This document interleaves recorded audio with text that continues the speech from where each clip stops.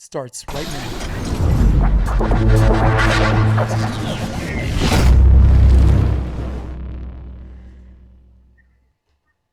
All right, here we go. Jason DeBias, I'm back. This is episode 33. You ask and you shall receive. Because me, I got to give the people. I give the people what they want. Eric Beranek, what's good, Hello, baby? Woo, woo.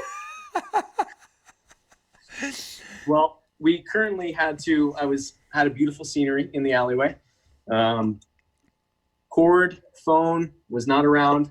Unfortunately, I wasn't prepared, but not as good of scenery, but it's okay. We're here. We're present. Yeah, hey, for those of you that are not from around here, 16th Street is the place to be for fours. It's the place to train. It's the place it's just awesome. And Eric right now is enjoying the benefit of the sunset north of the Pier, Yeah. Hermosa Beach, California. Oh Yeah, man, just open today. yeah. So how you handling all this, bro?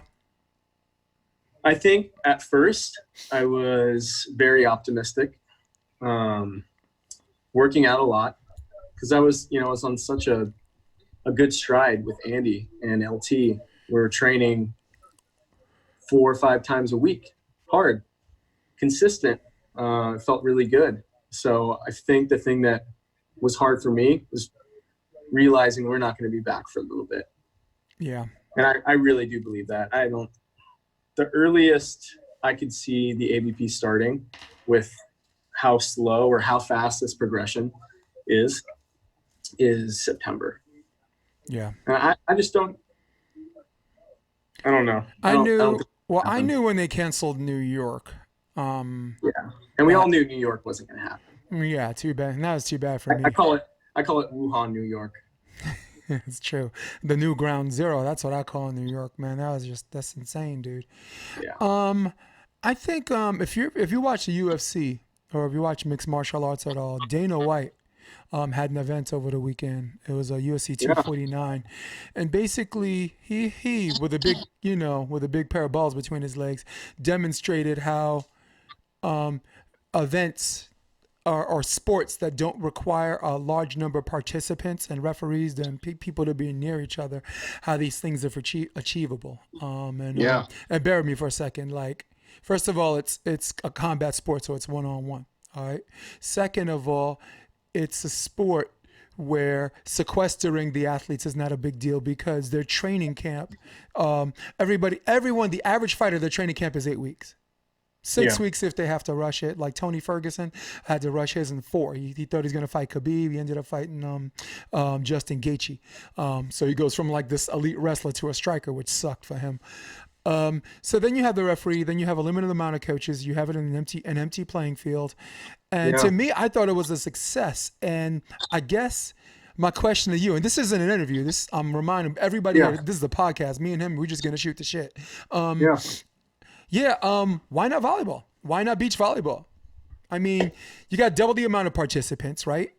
You got people who are combatants, except they don't touch each other. They're on opposite sides of the net. You got a referee that's not only not close to them, he's above ground.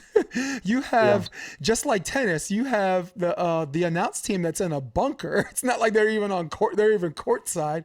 And maybe the nostalgia of not having a crowd there takes away from it. Thoughts? Yeah, I mean, let's say the ABP wants to start it back up and we go Manhattan.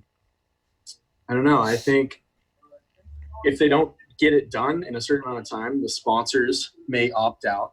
They may not want to have their face on something while people are gathering. Mm-hmm. Maybe that's what they think. And then there'll be people who are scared to be, they'll be discouraged to get in a setting with multiple people. Yeah. And then for the athletes, it's definitely not as much fun when there's no one around the courts. Yeah. And then they're going to have to give us a certain amount of time to train before this, starts up. I don't know. It seems a little far-fetched, I should say. Maybe not unrealistic. Well, I don't blame the media entirely because I know as far as reporting, the people do have a right to know what the situation it is. But I just stopped watching it. I stopped watching CNN.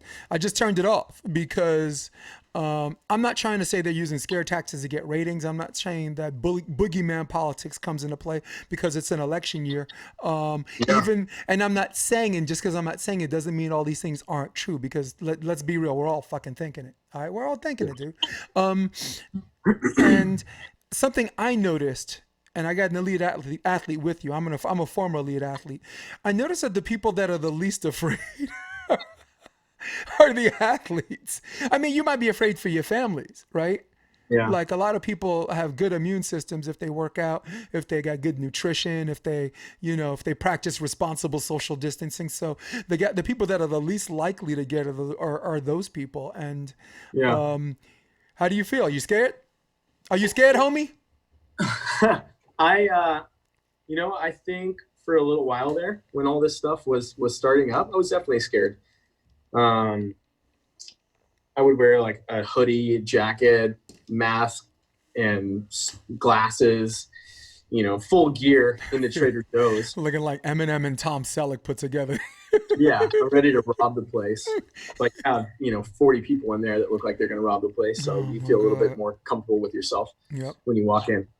But no, I was definitely scared. I think at this point, it's just going to you're going to have to start normalizing at some point. And I don't know, when they say it's ready, then I'm just going to go with it. I've been playing by the rules, I would say, for the most part. You're taking care of your controllables. Yeah. Yeah. Minus the epic surf session I had a few nights ago with the bioluminescence. That was pretty badass. I went out 16th Street over here, and it was unreal. I was surfing the most blue waves possible. It was crazy, putting your hand through the water and seeing it light up completely. And there was hundreds. Doesn't it look like it glows?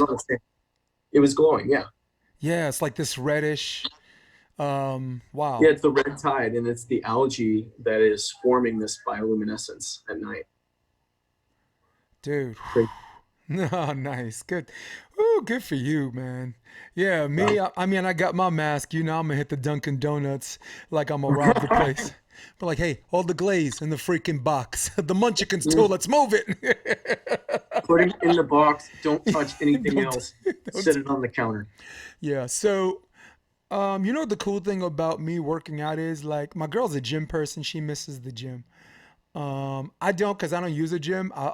Everything I do when I work out is military induced. Troy Field came by earlier on to pick up a hard drive of, videos. Actually, a video of you guys playing each other, which is pretty cool.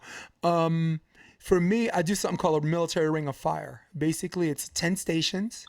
And it's usually, when I was younger, it was 12, but I got 10 stations, and each station is 60 seconds. That station's mountain climbers. That station's the box jump. That station's push-ups. That station's mountain, the wall sit. So you have this. So the more advanced you are, the transition time from one station to another is 5 to 10 seconds. If you're a rookie, you got to set up 10 seconds. But if you've been doing this, it's 5 seconds. If you're a rookie, the 10th station is idle, meaning you don't do anything. Use that 1 minute to just get water or whatever. But if you're advanced, you just go, you go around the world 3 times. You do all 10 stations and go around the world 3 times. So I set up the inside of my garage, because unlike some people, my garage ain't a mess. And we 3 times a week I do the ring of fire, and you pick it. Like if you want to do plyometrics, you pick your drills. If you want to do more cardio, like the 3-step 1 2 3 1 2 3 1 2 3, or like push-ups, like the hand walk, like the hand walk back and forth. So that's what I've been doing to stay in shape. What have you been doing to stay in shape? Gina Urango and I have been going to the park a lot. So we go to the park. Which was like, what does that even mean? We've gone to the park and have enjoyed some drinks. Okay. But we've also gone to the park and peppered, done foot drills, done sprints. And we've been pretty loyal to that. Our park has been our savior, I would say, since we've been quarantined. Tell her she's got to come on the show, dude. Tell her she's got to come on the show. All of my people are like, yo, you need to have more female guests. And I'm like, it's weird because I don't know a lot of them. I know the old school ones. I know, Allie McCulloch. I know Kerry, which got me Casey, by the way. Casey was on the show way back when. Cassie House, Alexa Strange. So those are the only girls I had on the show. I want more girls in my life. I'll bring You know? her on. Yeah. She would be on right now if she wasn't private shopping. Apparently, one place opened up and she knows the owner, but whatever. She's one of the girls. She's when I first started getting into beach full time, she's one of the first people I like to watch because when Allie was playing, Allie always seemed to run into her, and that was the one person Allie always used to lose to. And I think her and Allie played in Chicago together and finished like second or third, and Allie was like, yeah, it was awesome not having to play against that girl. 2016, I think, or something like that. Something like that. Yeah. Don't know how long or short we're gonna go because you know me, I could go all day. Some of these last an hour. One lasted 2 hours and 12 minutes. So what I want to do, before we get into like fun, we start talking about music or Adele and all that stuff or Joe Rogan. I want to talk about volleyball. Yeah. I had you and Troy Field on my podcast before Manhattan Beach. All right. Now, for those of you listening at home, this is Eric Beranek, all right? This is the hero for hire. This is the hitman for hire. This man made the main draw 7 times with 6 different partners. You stop me at any point. So it was, for me, if you remember the last podcast, I had you one-on-one, and then I had you and Troy on the field. And I was like, let's just get this guy one partner for 4 tournaments. I would love it. I would love it. Enter Bill, and it still hasn't happened, but my point is, enter Bill Kalinsky. Bill Kalinsky's allowed back in the AVP. Well, big welcome back. You wound up with Bill Kalinsky in the qualifier. I'm going to take you through some of it, and then I'm going to hand you the reins, okay? Because if anyone took this journey with you, as far as a coach and a fan, as just a fan who loves and supports you from day one, who wishes nothing but good things for you, I got dropped by Earl and Jake because Earl and Jake were picking up Arturo because P1440 was offering free coaching. So free coaching against paying me. Yeah, fine. Okay, it is what it is. Oh, well. Yeah. That is oh well because I think they had more facilities and more resources. But I think if you had to choose a coach who did the homework, who watched videos of all the people you played the night before, and and already do a layout. These are 3 things they're gonna do in the game. These are 3 things I think will help you. You're gonna choose the guy that shows up because he's Brazilian. Are you gonna choose the guy that did the homework? Me personally and professionally, I thought it was me, but they did their own thing. That's not my point. Sorry, that's a spiel. So one of my other teams is Rob McLean and Rob DiAurora. So I knew how you play defense, and I know like your initial twitch reactions, and what I didn't know is your adjustments. And I knew if I did everything right, it would be good enough to win 1 set, which by the way we did, and that's because Rob McLean, and that's because you and Rob McLean were playing. It was like bam, dig, set, bam, dig, set. There were some pretty good jousts at the end. I thought Bill hit some shots, and DiAurora just missed, and that's volleyball. But from that point on, and I'm taking you there for a reason because I thought from that point on, you guys found your connection, you found your chemistry. You beat Earl and Jake, oddly enough, in the finals, right? I'm doing analytics for Rafu and Ed, so first round you play them, and who's sitting on the bench? Oh my gosh, it's like, oh, you're back again. Hi. Well, yeah, I got you the 3rd time. Yeah, you got me. You definitely got me. All right, so now you have a close match against Rafu and Ed. You lose, and you're like, all right, we're in the losers bracket. And then you wind up playing, give me someone, because I know it's Case Beer and Shock was someone. John Hayden and Theo Brunner. 2-0, right? That was 2-0. Yeah. Yeah. So we played lights out. So next thing you know, you start beating teams, and sooner or later in the contenders bracket, these big teams that get knocked down, all of a sudden you have to level up because that's a better team, and you level up because that's a better team, and you level up as a better team. My question, and the floor is yours, my man. Did you feel yourself, your level of play up as it started to go up? Yeah, I definitely did. I think I always felt like I knew that I could play up to that level consistently. And I was doing it in practices, and I've beaten good teams in practice, but have never, proved myself on the court when it mattered.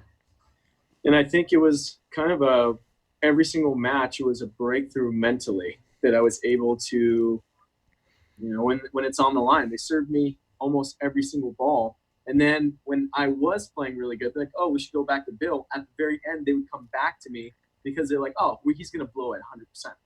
So for me, just to get over that, over the fear of it, and over just being comfortable in the thick of it all, and having Bill in my ear constantly, which some people would go, oh, that's such a shame.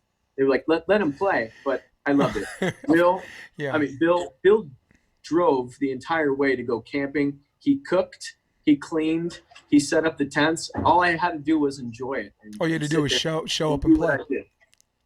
He goes, bring your guitar and sit around the fire. Oh, I can do that. Nice. I know how to do that. So for me, it just simplified everything. And I think it was what I needed. He was what I needed to get over that mental bump.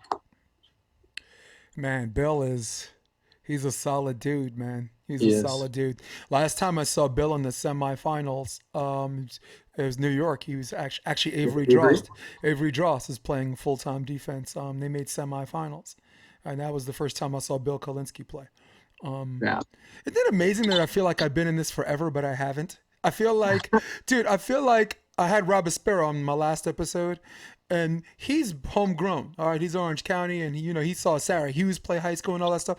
And I'm having this conversation like I've been there the whole time, and I think real recognizes real as far as the passion and what we love and what we want for the sport, and the way we want this sport to love us as much as we love it.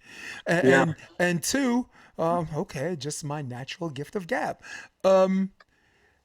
What was something you remembered about Case Beer and Shock? That went to the third set, and Case Beer could catch fire with the jump serve.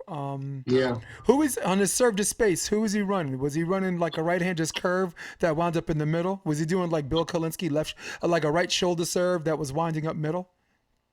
Bill was No, Case Beer. making yeah, but I'm saying Bill was making really good. I mean, we talked before every single play, and he would give me a little bit of a game time decision, and he would start, and he would shift, and he would move. But it was the sideline to middle for sure that Case Beer was trying to hit. Yeah. I think he did get Bill a few times, I think, on his sideline as well. Mm-hmm. I think it was from the left to the left. So, I mean, he served really good in the second set, and then the third set he missed a few in big times, and actually we were off the hook a few times in that match for sure, because we never know. I mean, he hits it. He was close a few times. Yeah. He hits it. It's a whole different match. Yeah. He made my top 5 list. Yeah, he made a few errors late in that third set.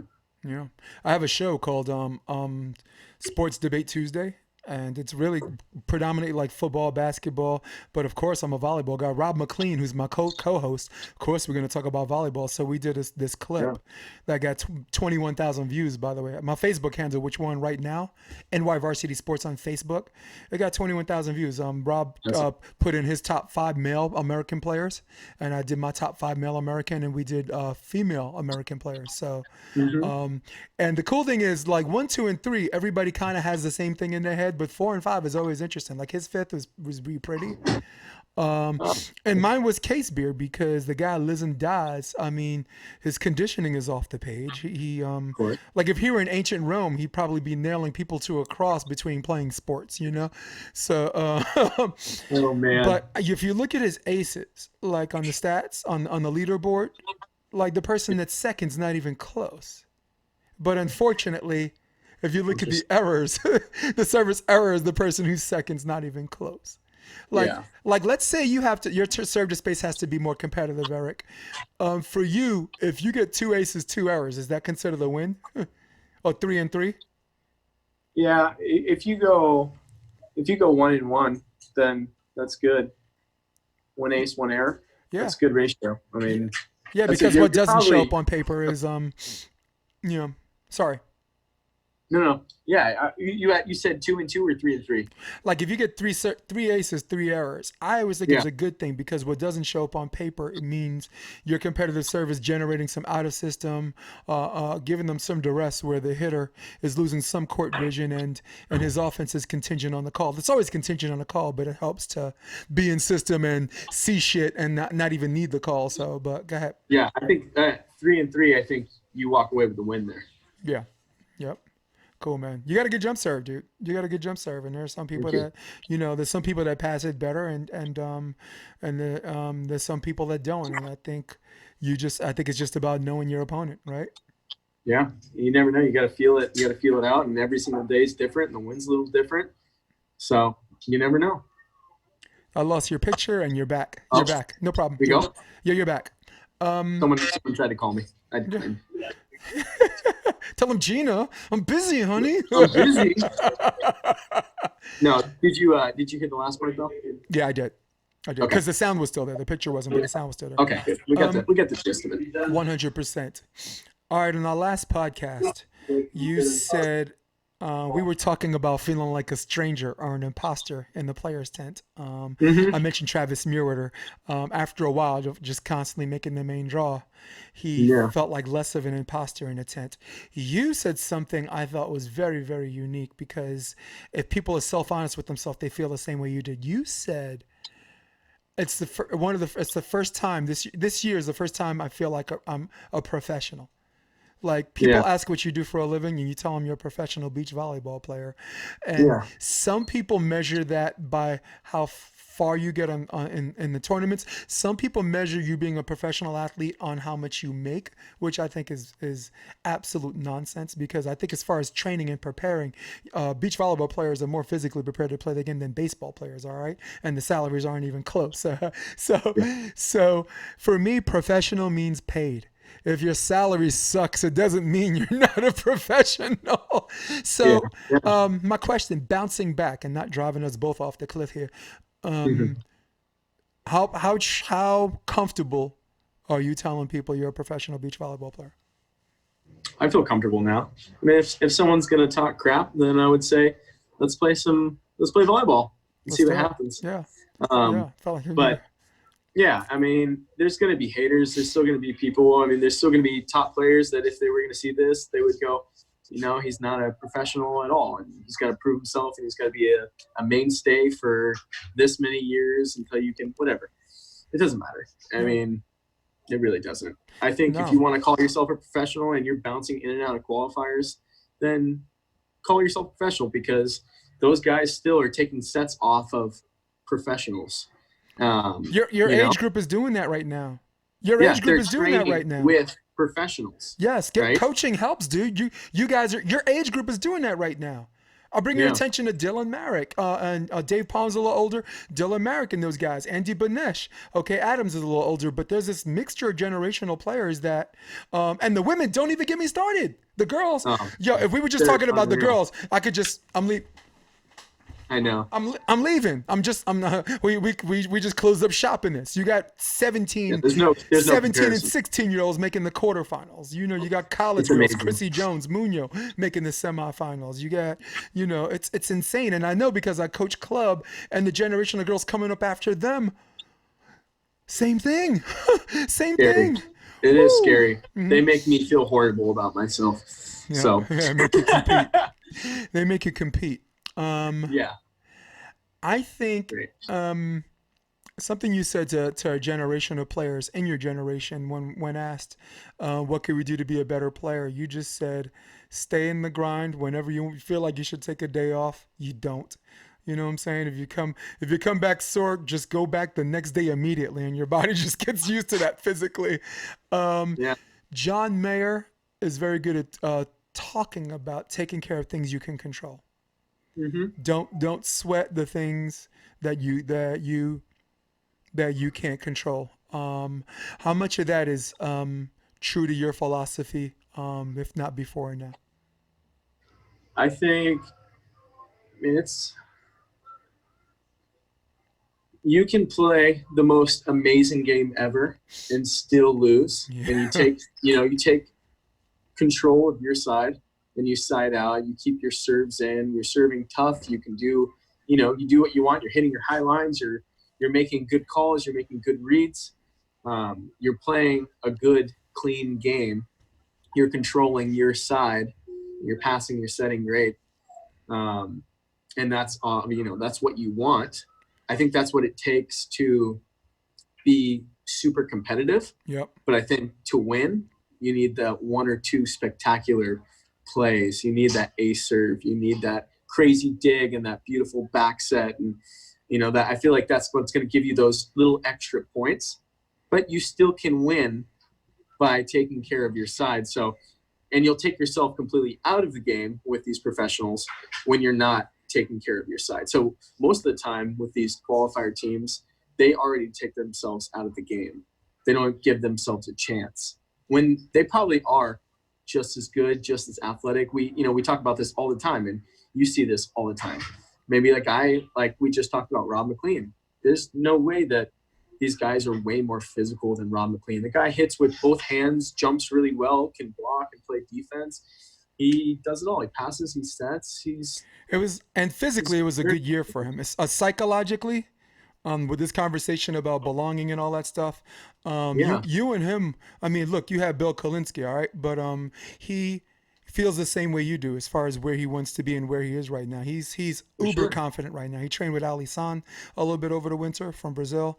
That's amazing. So that as far as iron sharpening iron, you guys on the same wavelength. So important. Taking care of your side of the net is very, very big.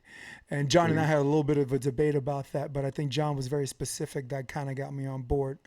Like for me, I played indoor. All right. Everything you're saying, I'm gonna start with the first thing. One of my best games as an indoor player, I played in Germany in Darmstadt as an outside hitter. This is before I became a setter. My first 3 years of indoor, 4 years of competitive indoor volleyball, outside hitter. By my fourth year, I was playing pro. I was just one of those guys, long arm guys, could play every sport. Like my wingspan is 6'8". Like I'm 6'1", so I could do like a bunch of things. I'm a walking group hug, dude. That is unreal. But what you were talking about, one of my favorite games, I got 33 kills against Parmesans, this team in Italy.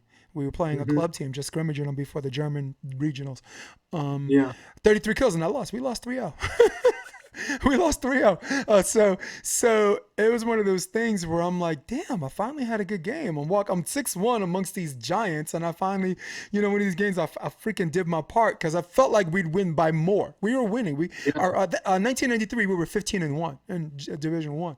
And the scrimmage, we're getting smoked. And in a game, I'm playing well. So you're right. It is sometimes there are some things beyond your control. Now for John, tactically, I disagree, and you could chime in, interrupt me at any point. I disagree where taking care of your side of the net helps you beat the teams that you're better than, but also helps you lose to the teams that are better than you. So knowing what they are doing on their side of the net, if it's in conjunction with taking care of your side of the net, that's fine. If you happen to come into the team where you're the better team and the better skill set, and taking care of your side of the net makes you win, like I said, beat the teams that you're better than, boom, don't complicate stuff, take care of your side of the net. But John was talking more about off the court, like the gym time, your training, how many days a week you do that, preparing. Those are a list of controllables that are implemented and not talked about as far as taking care of your side of the net. Thoughts? Yeah. To chime in on that. It's kind of, we talked about being a professional.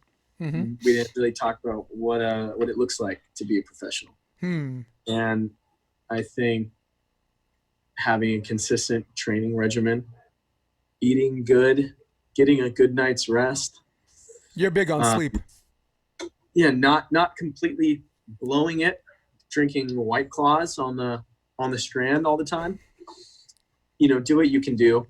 Do you really want to know what was in here? Oh, I already know. See, well, we boys. If you can control it, then you can control it. Everyone's different. Everyone's very different. But if you can control and be your best self, it's going to be a very different story. Definitely. I'd like I have a suggestion for like the volleyball franchises, the AVP and P14 and Hmm. 40.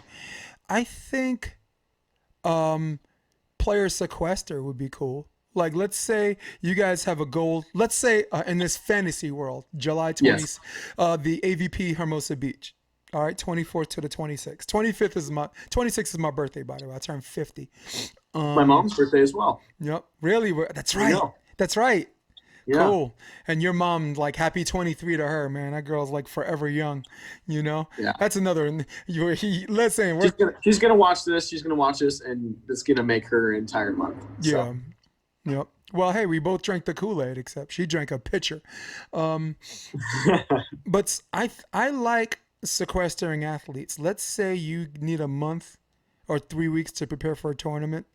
Um, hmm t- get testing kits, test yourself, sequester yourself from your family, just team members and coaches only. And after a 3 week period, if no one has the virus, compete. Yeah. Compete. That's what the UFC did. And Yeah. someone that had flu-like symptoms, they Jacare Souza. He's supposed to fight Uriah Hall. They took him off the card, but hmm in these sports where it's 2-on-2, tennis where it's 1-on-1, and just basically any combat sport, sequester and compete. I don't want to hear this. I mean, for me, I don't want to hear about can't. I'm not a can't dude. I'm a Ken. Everybody's like, oh, Yeah. but they're away from their families. It's like, so what? So what? You go to Chicago, you go to Hawaii. Guess what? You're away from your Not all of your family's gonna go. Yeah. So, what are your thoughts about I don't know, maybe from the brass on down, working on ways to sequester, training regimen, turn quarantine into quarantine. Heyo. Mm-hmm. I mean, anything it takes. If it was Amazon Prime, you know, Hmm. hosting like they've been doing, and we were Terrific, able to get that coverage, terrific. it would be great. And I think it could be a new way to market and get volleyball out, and maybe take this and spin it in a different way. Mm-hmm. Because that's all we can do. But I would totally do it. Even if I lived with my coach and Andy for 3 weeks and we Yeah, just trained every single day. I mean, that's way better than being alone yeah. and not playing volleyball. So Well, the reason why I brought it up is I think the more that sports that are able, as far as the can is concerned, or that are able to do it, the more there's a trust system in just letting everybody get out of their house. I mean, here's okay. Here are the facts. The virus spread really really fast in a short amount of time. Okay, now I'm mm-hmm. gonna give you the facts and I'm gonna give you the truth. The Okay. truth is, we were derelict. Our government was derelict as far as recognizing how dangerous this thing was, and it spread as a result of it. So that's a fact. That's a truth. Fact: if you stay home and practice social distancing, it flattens the curve on the virus. Truth. Yeah. Now the truth. There, um, you there has to be an end game to this. You cannot hide behind your door because there's a virus on the other end. You cannot. The truth is, you cannot hide behind your door waiting for a vaccine. That Yeah. that might come. That might come November. That might come November next year. Mind you, only for one strain. Never mind the three strains they're talking about. So fact, yeah, this does help prevent you from getting it. The truth and the reality is people are not going to stay behind their door forever. They can't, for the ones that can afford to and work at home, good for you. But I mean, this is not a Yeah. reality. So I guess the reason why I even brought this up, Eric, is because I think through sports that have less competitors, that don't have multiple competitors, like soccer, like Yeah. football, baseball, they're like so freaking far from each other, but never mind. The more that they show it's possible, the more that the government and the civilian population trust each other with just being socially responsible. Yeah. Like a sick cheerleader effect in some way. I mean, the first thing that they told us was what we're going to do is quarantine. We're going to flatten the curve. So when we do come back out, people are still going to get it. But the But hospitals are now not we overrun. have more room for hospitals. Right. And I feel like we need to go back to the early stages of our mindset. Yeah, quarantine and then now we have to slowly open things up and normalize, which we are doing to a certain extent. Yeah. There's people that are abusing that. There's people that are saying really good, and I'm sure that's a mix between our athletes, our volleyball athletes. Yeah. And I think So, any strand-going Californian wants to beat the crap out of people who are not being responsible. In their mind, it's like, dude, you're ruining this for everybody. They see, 100%. you know, that we ask for social whatever distancing. You guys are acting like it's this zombie apocalypse. Everyone's all bunched together. Big up to the state of Florida who ruined it for everybody, right? Remember the news? They showed a picture of the beach. Yeah, it's You want to talk about unreal. scared, what right? You want to talk about being scared or just like making everybody scared. All the news had to do was show something like that, and then Newsom saw that across from from coast to coast and was like, Florida's weird, man. Florida's something in very the drinking weird. water there, dude. Yeah, there's definitely something wrong with the water in Florida. Yeah. People, they're just tweaked a little differently. Yeah. And if you're watching this from Florida, then you're probably a little screwed up. Yes. Yes, they are. Sorry. Yeah. Sorry. We are too. Yeah. But you're just a little different. I am a little different. But you're right, man. I don't know what the hell's going on in Florida. I mean, it seems like every time someone gets shot, it's Florida. Every time someone's disobeying the law, it's Florida. Every time someone's standing their ground, it's Florida. A lot of Florida volleyball players. Yeah. Dave Palm's my dude, though. Who's your I favorite don't Florida know player? I don't know him that well, but seems like a nice guy. Who do you know and like from Florida? You need to start naming names. All right, I'm gonna do well, I like Dave Palm. He lives out there. I don't know if Phil and Nick live there. Do they live in California or they live in They Florida? did. I don't know if I think they're back. JM Plummer, Yeah. he's a Florida guy. Yep, he is. He asked me to Yeah, stop with filming his Jessica games. Grand Twist. Yep. They're both very nice. Mm-hmm. Yeah. So Let's see. they're trapped. Yeah, right. Who am I missing? That's it. Everyone, pretty much. Yeah. That's it. Well, my favorite's Dave Palm because I got to know him better. I called the NVL when the NVL visited Hermosa Beach in 2016. I was I had the headset on. I was calling the match and got to know him. He's a caveman at the net. He's really, really good. I got to know another side of him because in Huntington, the qualifier, him and Jeff Samuels, I was doing stats for Jeff Samuels, so and him and Jeff played together, and they really should have qualified, but they didn't because Brandon Clemens and Merrick caught fire. And that was the tournament. If you remember, Brandon Clemens got hurt. You know? Yeah, that's right. Man, speaking of hunks, man, oof, the two of y'all play together. That's it. That is the end of our social world as we know it. all of this hunking is consolidated into two guys. Team Hunk and Hair. Yes. He's a smart dude too. He's a smart dude. I had him on the podcast too. Yeah. He is very, very bright. He's Indiana born. He spent a lot of time on the East Coast because, as you know, he went to Harvard. He played indoor. Mm-hmm. He played indoor at Harvard University. Yeah, so I've known Brandon Clemens since USA Volleyball. I was, I think, 19 at the time, and they let me join the U23 group, and Ingenia let me kind of sneak in there. That's cool. Yo, that's our secret. Listen, you're a Redondo kid, so everybody likes Redondo kids. Yeah, we'll take it. But I've known. It's been cool to see Brandon and myself both. We give each other pats on the back. He's doing a great job. Yep. So I've been along for the ride. Man, the real question is, how much does everybody love Duncan Avery, dude? Everybody loves them some Duncan Avery. Yeah. He was on my podcast. He had 21,000 views on my podcast.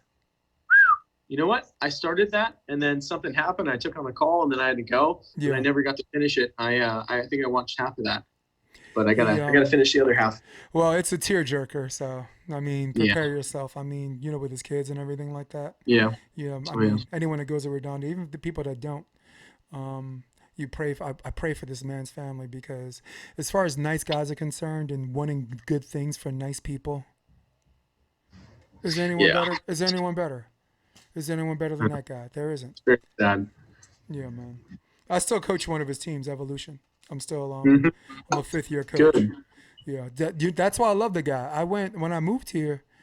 I visited, Mira Costa. I visited Redondo. Just wanted to see what I've been coaching indoor for 21 years, and I just Yeah. wanted, the NCAA level. So I wanted to see what the situation was. And he had coaches. I think you were one of them, right? You were you one of the JV or whatever? Or was it Yeah, I was Was assistant Miles with varsity him coach too? Was at that Miles there time. too?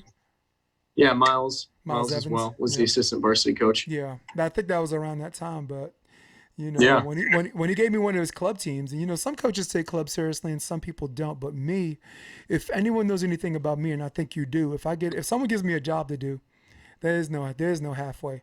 Yeah. If I'm sweeping the floor, guess what? It's spotless, right? So, I got a team that he got was ranked 41st on like SCVA. By the time we got to nationals, we were ranked fifth in the country.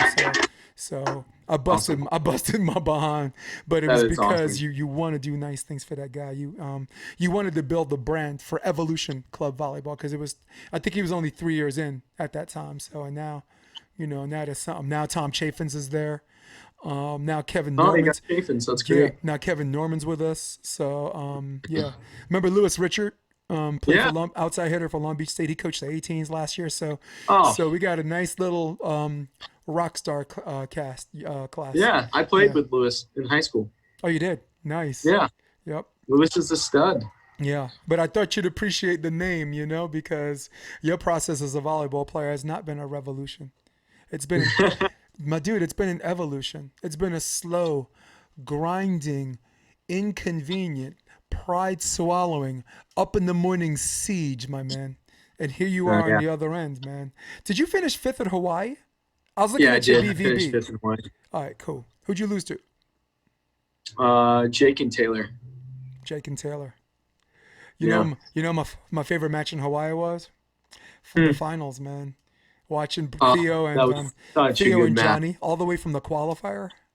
I was sitting in the cabana with Randy Stoklos, and we were just chatting. It was so cool just to be with him, and Fucking that was a Rolo great match. It Vincent. was a great match. Freaking Rolo Vincent.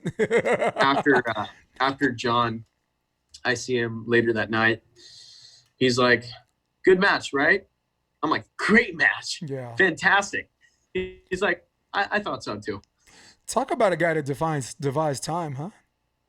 Yeah, He's it's got to be unreal. 47 right now. He's 40. He has to be 47 or something like that. That is ridiculous.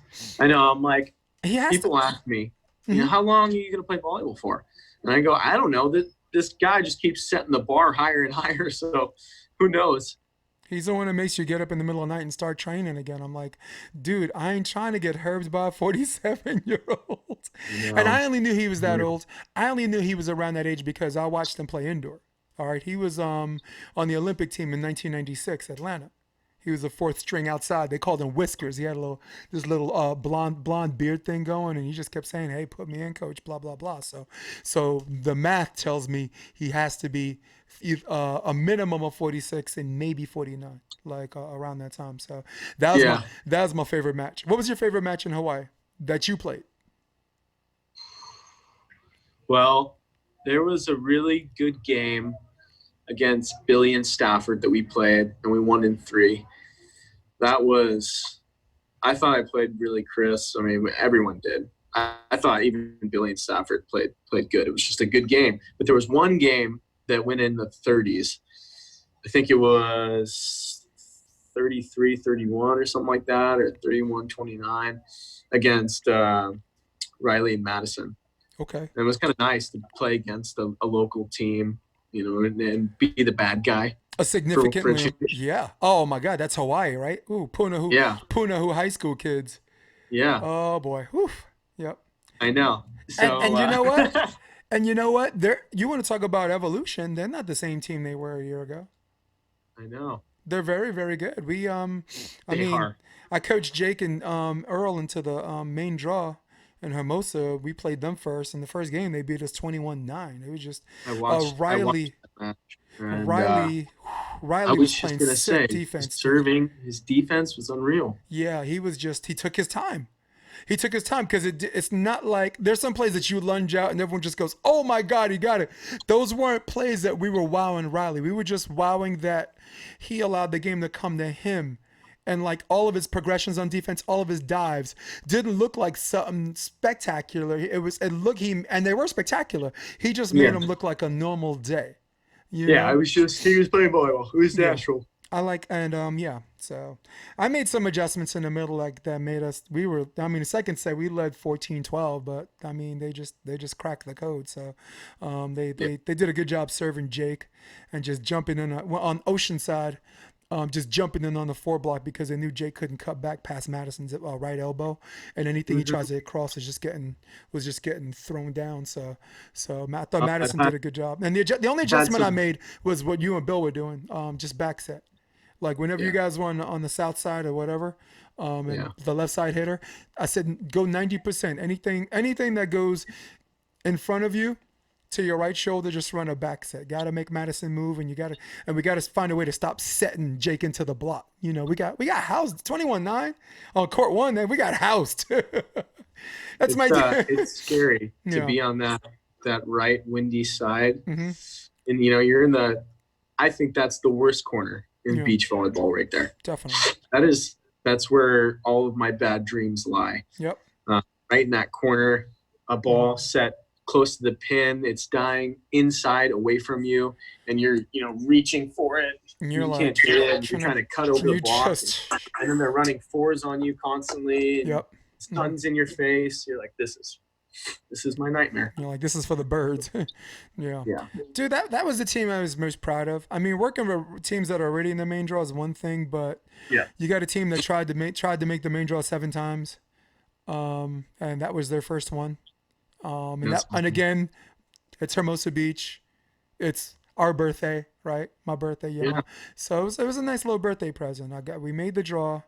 Tower 12 that night. It was a karaoke competition, like a Wall of Fame thing. Um, they they gave me a little cheddar cheese and some discount stuff and I didn't win That'll do. first. They didn't give me first, and my girlfriend Kelly was pissed. Kelly's wait Kelly was pissed because one, she thought I deserved it, and two, she doesn't stay out late. She stayed out to two Yeah. o'clock in the morning because the judge said I won. And the judge, because the guy who runs the competition went to the judge and said, "Who you think deserves to win?" He's like, "Jason." I sang "Stand by Me" and kind of souped it up a little Okay. bit, you know. I was just like, when the night has come, and then at the end, Ooh. and the land is dark, and the moon is the only life we'll see. So I Ooh. played with it, and everyone liked it. So when he asked the judge, he said Jason hands down, and then the host arbitrarily gave it to someone who was going deploying to Afghanistan. So, and I Oh thought wow. that was a nice gesture, and I thought that was cool. But I'm like, wait a second. I'm a Gulf War vet.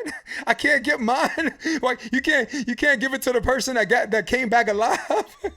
That's awesome. No. So, but it was one of those type birthdays. Box seats for the finals. Greg Faulkner and those guys all chipped in, got me box seats for like Oh, for Saturday or whatever. that's And awesome. but I really really what was the first time you made the draw in Hermosa? Was it Yoder? Yeah. That was my first time. You played. You made one of my highlights. It was at Satterfield and Burek. Yeah. Oh yeah, that was the left hand scoopy. Yep. Um, How about the Yoder off go the under the court. net? Yeah. Oh, sorry. Go ahead. Yeah, yeah. Left hand Under the scoopy. net, off the court, back bump, whatever, throw it over, and then Yoder Nice. blocks him on the line. Yeah. So you've gotten to travel a lot with F5V with Norseca or sorry AVP. Where's one of the what's give me an interesting story as far as like staying at a hotel or just fans or whatever. Maybe something from New York, something. Oof. Give me is there anything interesting or do you just stay holed up? Well, I will tell you one thing. I've never been to New York, and for some reason, I feel like I'm cursed with that event.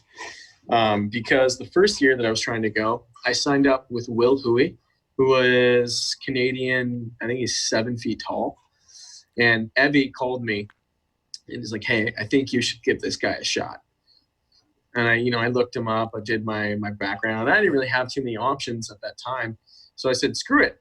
He's 7 feet tall. Yeah, we're here. Time to play some. Time to be the ball control guy that I've been training for the last 4 years.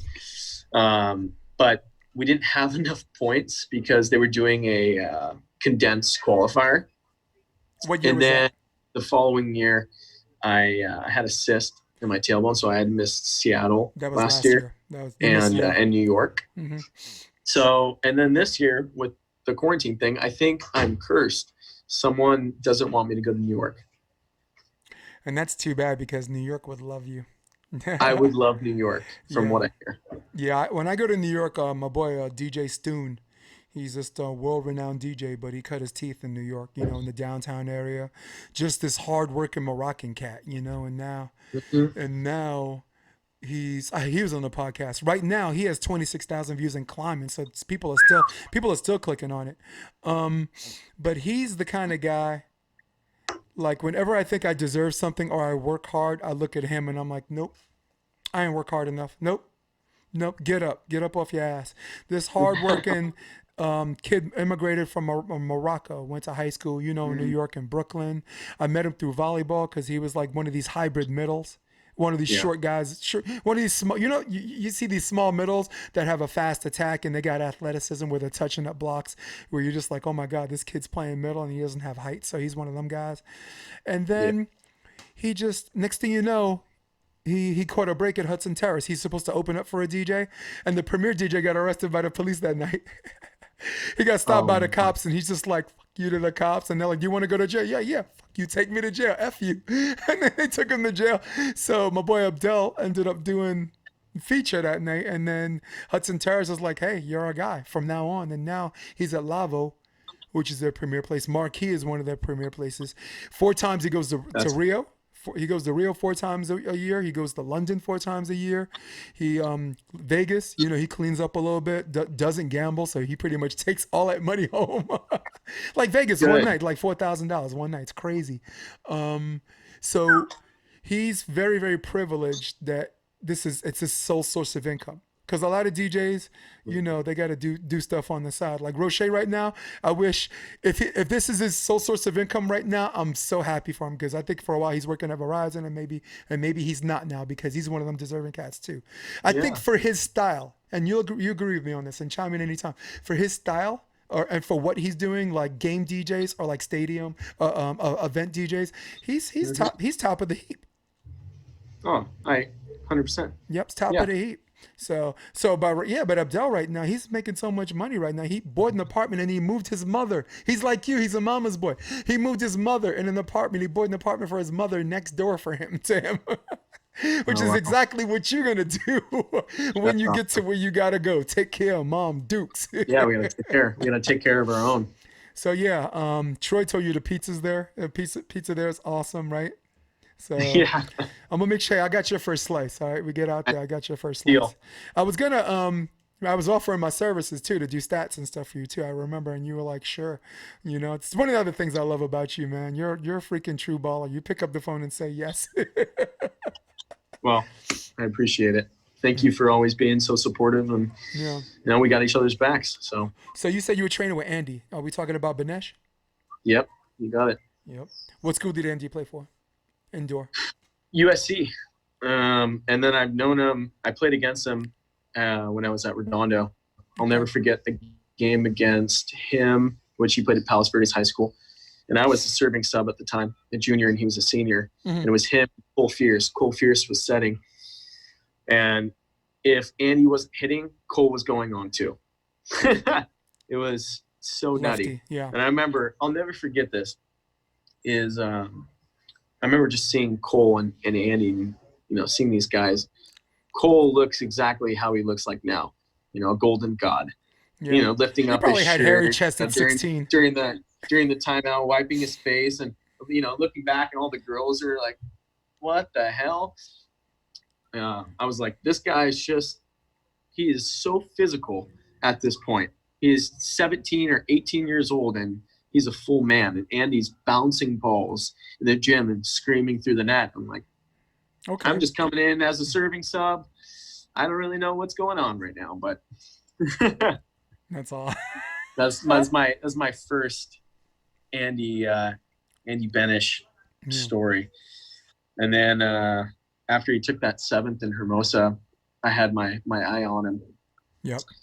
And we were in Chicago, and I told him, I was like, hey, just keep it up. I wouldn't be surprised if you and I run into each other in the future and play. Yep. He's like, yeah, that'd be great. And we're sitting at a bar in Chicago having a beer together. And then it just happened. Good. It just happened. Good. Yo, dude. It's so natural. Dude, there's not. Listen, two guys that are down for whatever, teaming up with each other. That's definitely a team I'm gonna follow. I mean, you as an individual, again, for the last 2-3 years, I feel like, and you're very, very good for the fans because, like the UFC fighters, you're always accessible. You know what I'm saying? You connect with the fans. The ones that are there live. you did something that was number one on my playlist and walked over and gave me like a double pound, like a double tap, like a high five type thing. You know, because it was something that you noticed on the court and just walked over and did that. That was. I mean, I'm not gonna play it anymore. I play it every time you're there. I'm not gonna play. I swear to God, I'm not gonna play it anymore. Okay, it was. You're like, listen, do you remember the play? And next episode, do you remember the play? That's next right. Episode. Yeah, all of you asshats that want to know, just go on YouTube, look up top 10 plays, Manhattan Beach. Top 10 plays, Manhattan Beach Open 2018. Eric made number one, and then I did that little insert from The Wire where I was like, "Don't seem possible." Yeah, don't. That's awesome. That's some Spider-Man shit right there. that little scene from The Wire. That was a fun match. That was a really fun match. So, I'm gonna go a little Q&A on you for a minute. Yeah. At what point was there a particular tournament that you told yourself, I can do this for a living? Was there a breakthrough tournament in your childhood, senior year, young adult life? Because you're still mad young. I'm not talking about when I was a kid. Man, dude, you're still a kid. You know, it was Pete Davidson, I believe, that I was watching this isn't. I'm just telling you a little funny story because I watched his little comedy skit. He has a really funny one about, if you type Pete Davidson and then airplane skit. Yeah. It's hilarious. You would love it. But he's sitting there. He's like, yeah, I'm 23. And I feel old, but that's all I know. I've lived 23 years. So it feels old to me. That's what I know. So fuck you guys. It was really funny. You have to watch it. There's a lot of X-rated stuff he says after that, but we'll leave that for the viewers that want to. That's right. They want to venture further than this podcast. Yeah. So, but I think for me, it was a year that John Mesco at 8th Street threw on a little secret tournament. And top teams showed up. And I played with Tim May at the time. Oh, Timothy May. Dude's a hoss, man. Built like he a is truck. A beast. Dude. He has a cannon. He's a big boy with a great block, great technique. So he was a fun person to play with. Yeah. And I was 19 or 18 at that time. It was a rock and brew tournament. There was a lot of main draw teams in there. I was definitely feeling a little bit outside my comfort zone. And we beat Andrew Dentler and Skyler, I forget his name, the NVL guy, Skyler. McCoy. McCoy. Yes. McCoy. That one. Yep. I know that. We beat them. And then we had lost to Todd Rogers and Robbie Page after that. And I played a really good game against Todd Rogers. And I'll never, ever forget this match because this was the first time I felt like I had people around my court. And it was just a super chill tournament. It was low key. But there was people around the court cheering. And I felt the vibe for one of the first times. And Rogers and I were trading cut shots, from 10 feet off the net. It would cut, and I'd be like, that was the sickest cut ever. He'd pick it up, he'd cut. I would pick it up, and we just kept trading cuts. And, some would go down, some wouldn't. We had a great match that went into overtime. We lost. But after the game, I asked him, I told him I'm huge fan, but if you had to give me some sort of feedback, what would it be? And he said, I know when you're shooting, and I know when you're hitting, because when you're shooting, you take a little bit of a longer look. Yes. Just a little bit. So he told me, right when you are going down to do your approach, take the littlest little look and then do your thing, which I'm still working through now. But that was a big thing that resonated with me. And I think that's a big thing that contributes to my defense. So I'm just able to maybe see it a little bit better than other people. I don't know, I'm just guessing here. You know, why would you call me a good defender instead of all the other guys out there? Why am I maybe a little bit better? Maybe it's because I'm quick, or maybe it's because I have a good idea of where they're going to go based off of what they have done in the past. Or maybe I see it and I go, there's no way he's hitting the ball. So I'm in a stance to run. And maybe it's a combination of all the three. But I'll never forget having that conversation. And my friend actually took a picture of me. And it says, Eric thinks he's cool because he's talking to an Olympic gold medalist. And you're like, yes, of course, I think I'm cool. I'm talking to an Olympic gold medalist. Mm-hmm. That's like in the Avengers when Thor told Loki, he says, you think yourself better than these people. He's like, yes. Yes. Yes. Yeah. So that was the moment you're like, okay, I could do this for real. Yeah. And I remember Theo Brunner had given me some compliments. He's like, dude, you're a baller. Love that. And dude. I feel like that stayed with me for so long. And I think in Theo's eyes too, I was a lot better than what I actually was because I had a decent tournament. And I think I was 18 when I played that, which gave me a little bit of confidence. And Tim and I actually played in an NBL qualifier, and we lost to Christian Honer and someone else, I forget. But we were close to greatness. I had a few events that had tweaked my mindset and sparked my interest just a little bit more and gave me those extra pushes, those super close losses that I was there and was on the brink of it. One was just a fun tournament at 16th Street. I love playing 4-man. If you don't know that about me, I'll play on the weekend all the time at 21st Street, at 16th Street, but it was a 16th Street tournament. And we're in the quarterfinals, and it's actually against Rob Diarora. Okay. And maybe you think, oh, Rob is maybe an average doubles player. I think that guy can be hot on any given day, especially in the wind. You don't want to face, Rob. No. But I think he's a great 4-man player. And the guy he hits the ball so freaking hard. Yeah. And he's hitting the deep corners, ripping balls, and they go up ahead on us. And I think they're up 14-11. And I come back and win. But there was one point where I was blocking at the net and I pulled and got a jumbo on the big court. Okay. And I knew he wasn't going to, swing. So I went up, I faked it, and then I just sprinted and I ran towards the angle. And I just so happened to guess right. And I grabbed it. My partner set me 50-50, and I completely buried it. And I ran around giving everyone high fives because there was about 200 people around the court. And everyone was throwing sand in the air. And it would have been such a cool picture to get. And I'll never forget this moment because that was the first time I was like, I really love this. This is so much fun. And we came back and we won that game. Yeah. But me. I'm a late bloomer. I started playing at 17. There's a hot Dominican girl. New York has a good immigration population, so if they've been playing at an early age in their country and come to the United States, they already come here ballers, right?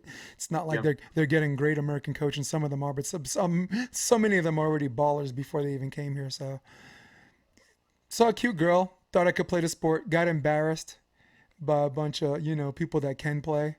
It's almost like picture in your head like you're fishing, right, with a bunch of people, and you catch this big ass flounder, and you put the flounder and you take it off the hook and you just throw it on the boat on the deck, and you're watching the flounder just do all this. That's how I felt. Everyone looking at me just flop around like I could still swim. It was embarrassing. So I bought a book and coached myself. I bought American Volleyball Coaches Association handbook, written by Doug Beal. And my breakthrough game where I was like, I love this sport. Not that I could do it professionally, but I love this sport, was when we're playing an all-Chinese team in New York. The Chinese population's at the high school level is it. All right, maybe they stop growing, and maybe they're too smart to play college, right? Because there's only 4.5 scholarships. Maybe they got academics. But there was a game where they just set me a ball and I hit it. Another one, I hit it. Another one, I hit it. And I got like 13 straight kills. And everyone in the gym that was just dying to see this all Asian team get beat by someone, I single-handedly won this game. And I was like, okay, I can play this. This would be fun. And play. Yeah. But then it took off, Eric, when I was in the Army. The Army, you're in the best shape of your life after boot camp, after advanced individual training, after airborne school. So it's one of those things. I played for a military community team. And then I tried out for the All-Army team, and I made that. They flew me out to Fort Benjamin Harris. I made that team. And then this club team in Germany that scouted me out and asked me if there's any way I could be in the Army and still play for them. And I was like, I need a request for release from my commander. Had a new captain. He was an idiot. He was an asshole. I'm going to say it again. He was an ass. For my sponsors who are going to be mad, he was an asshole. But what happened was my sergeant major, and this is a guy, there's certain people, all right, like certain teachers or like coaches, you don't want to be near them because every time they see you, they want to F with you. So this guy, this sergeant major, no one wants to be around. You say good morning, he's looking at you to see, make sure your boots are shined, to make sure your uniform's pressed, to make sure, you know, why are you out here? Who's your sergeant in charge? He's going to get a call from me. So he's one of them guys. Troy, come here. Let's do it. Come here. Yeah, so what's up? Oh my God, there he is. What's up, Mr. Field? How'd that volleyball footage turn out? Come here. We're 6 feet apart, but it looks closer on camera. Yeah, it looks really close on camera for some reason. I don't know. Is it the setting? Is it the fisheye? No, it's perfect. It's perfect. I'm on a split screen anyway, but I got the two of you. So Troy, basically, I was telling him a story when I was in the military, and I was asking a request for release to play professional volleyball because I saw someone do it for rodeo. They called it a public relations mission, and my boy did it for rodeo and wound up going to Spain. So what happened is my company commander wasn't down with that because the Army doesn't have enough generator mechanics, or at least at that time. But I ran into a sergeant major who no one wanted to be around because he's always trying to gig you. Why aren't your boots shine? Why is your uniform sloppy? Who's your sergeant in charge? So ran into this guy, and I'm like, listen, I'm Alpha Company. We're playing Delta. You're the battalion sergeant major. Why don't you come watch the game? And he's like, sure, okay. So he goes to watch the game, and I have the game of my life. Again, like I told you before, 13 straight kills or 14 straight. I single-handedly won this game. And he goes to the colonel, the battalion commander, and says, this is the best volleyball player I've ever seen in my life.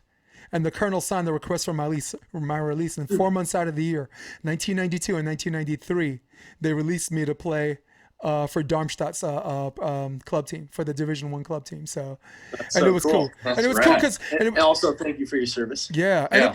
Oh my God. And it was cool because it was in Darmstadt. So it's not like I had to leave the Army. I could still work in the motor pool in the morning. And then for the training sessions, we were doing 2 a day. So a training session I would do during my lunchtime, which was an hour and a half. And then in the evening, we do the 2 hours. They would never train longer than 2 hours. Some coaches, like your coach, like he'll have a practice and he'll see some discoveries and hey, let's let this ride a little longer. Let's see where it goes, Yeah. Nope.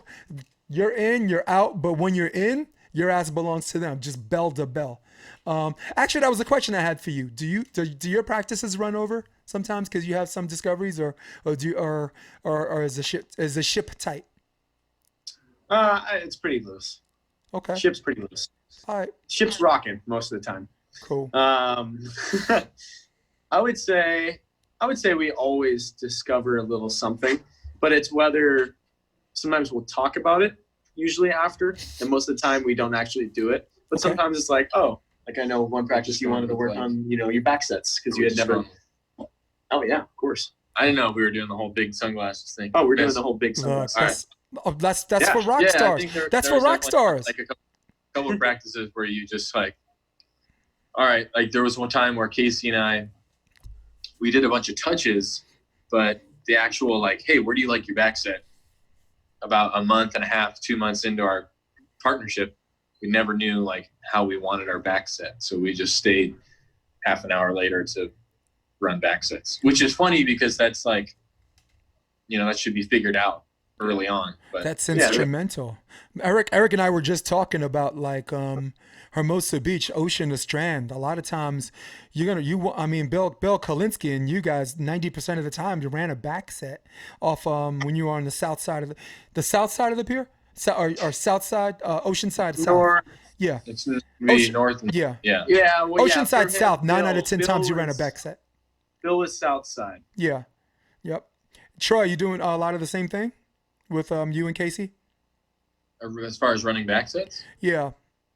No. I traditionally just will have. It kind of depends on how we want to like set up our passing. Like if the wind's strong enough, then yeah, I'd run a back set. But Casey doesn't run back a whole lot. He really No. doesn't. He likes freaking gnarly set. yeah, Sky, Casey 30 feet in is the air. more for sure like that to mess with the blocker rather than get him more comfortable. The dude is so streaky too, because there's some points where when he's on, he can do no wrong. I've seen plays where he missed and he didn't miss. It's like, dude, what? You just missed and you can't miss. What?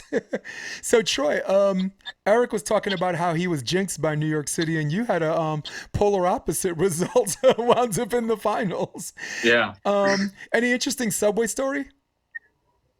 No, I did eat at the same pizza place every night. I got like 4 slices of pizza every night. Was it Ben's? New York Pizza Suprema. Shout out to you guys. Ooh. I can't believe that you ate pizza Yeah. before playing. You're like, we've talked about what a professional looks like. Mhm.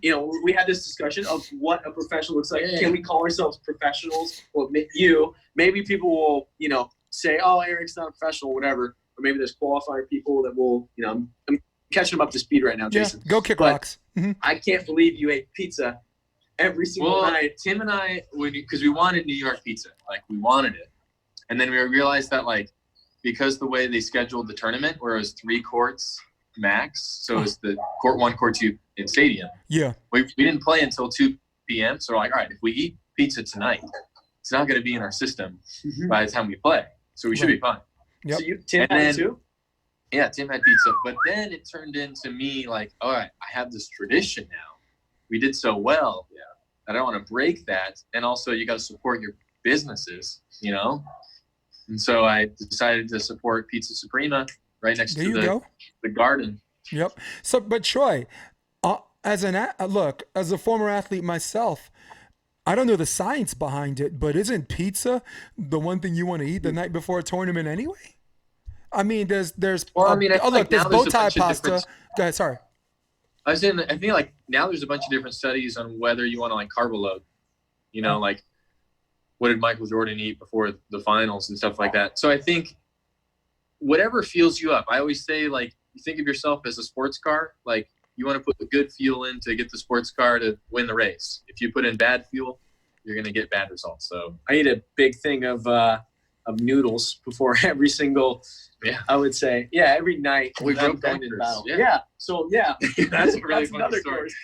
We Yeah. were sitting at the Thai restaurant. What's that place Uh, called? Bamboo. Bamboo over on Bistro. Yeah. Artesia. Yep. Yeah. Oh And we're my sitting God, there- I love the shrimp pad thai, man. Yeah, I think it was. It was before Hermosa.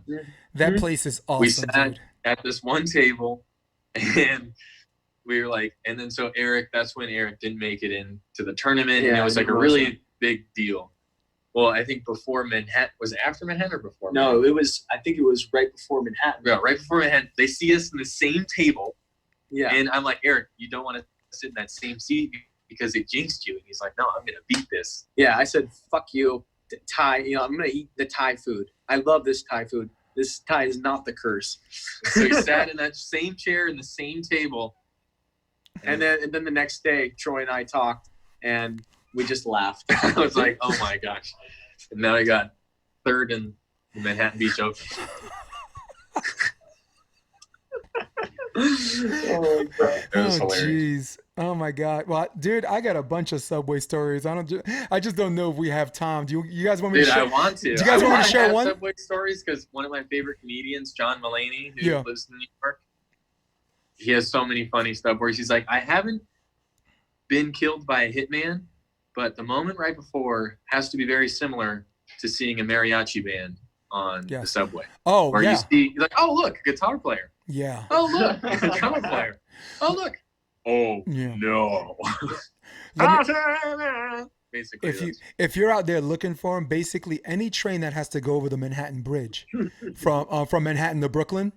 So there's this long 10-minute or 11 to 15-minute ride from Canal Street or Grand Street that goes to DeKalb Avenue in Brooklyn. And that's where the musical performers get you, because they're allowed to play a longer period of time and more pieces, because it's the longest ride from one stop to the next is over the bridge.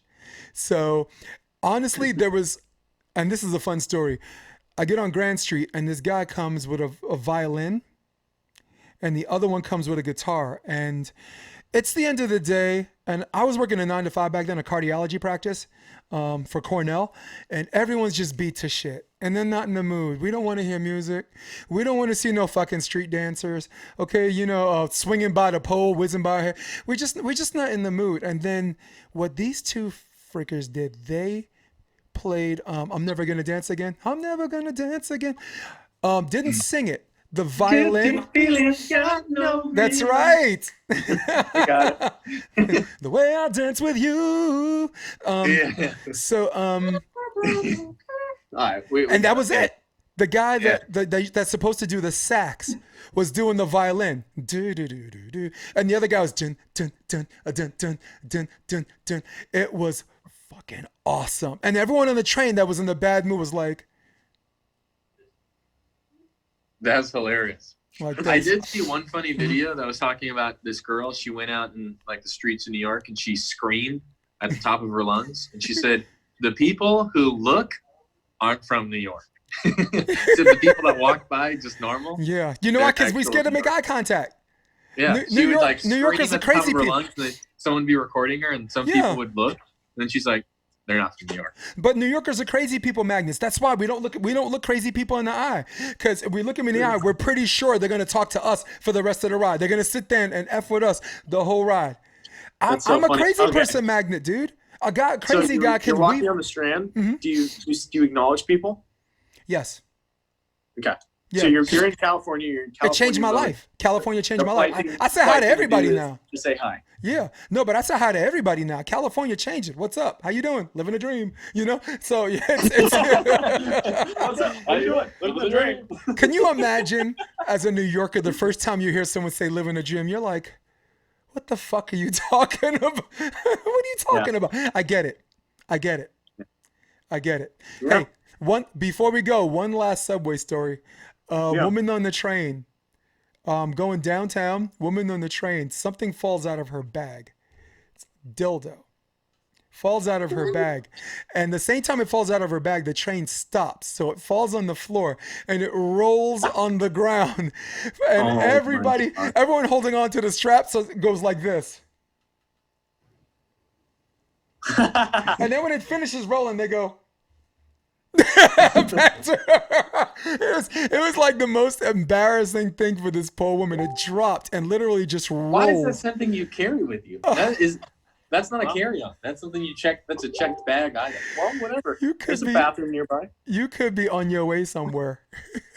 Yeah, Come on. Could be. She's on her way to Chelsea, man, and things happen in Chelsea. Okay, so. Come on, boy. Live a little. Oh my Subway God. bumpy. You never know. You think that'd be more suitable for a vibrator, but I guess not. Oh, maybe not. Certainly not the train. But I mean, she's not gonna FedEx it to the place that she wants to have fun. She's gonna carry it in her bag. So that's how it happens, right? More impressive. You should carry this up. Yeah. Oh, you guys are thinking, privacy of your own home. I get it. You're thinking like her own object, privacy of her own home, not sharing shit. I got it. I'm with it. Well, sure, yeah. No, wait. What are you talking about? Nothing. Hey, what's up? Nothing. Sharing? Nothing. Sharing? Was that an invitation? Is that what you're saying? It accidentally fell out of her purse. But she had it attached to a fishing string, and she reeled it back in the case. Yeah, and then whoever had it in their mouth by the other time on the floor. No, but it's look. Over. I bet she wish she did have that, because you know what? Ain't nobody picking that up. Look, you drop your sunglasses in New York. We're not total assholes. We're going to pick it up. Yo, hey, you drop these. Ain't nobody going to be like, look, hey, no, I got it. Here you go. Ah, there it is. What do youngsters grab that? Oh my God. Hey, young man, do you mind picking that up on me? Right here. Just turn your hips around a little bit more, and then bend over. You really touch your toes. Oh, gotcha. Horrible. Gotcha. That's horrible. Are we gonna get in trouble for this? Yes. Okay. Sending this to Donald's son.